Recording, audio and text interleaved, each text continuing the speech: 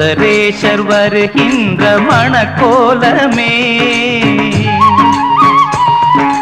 வேதங்கள் காணாத பாதங்கள் புவி மீது தானாக வரச் செய்த காமேஸ்வரி தானாக வரச் செய்த காமேஸ்வரி மீனாட்சி கல்யாண வைபோகமே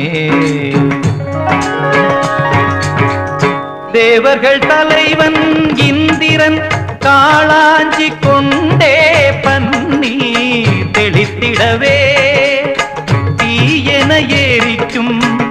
அக்னி தேவன் தூபம் காட்டி நெருங்கிடவே தென்றலின் சுகமீது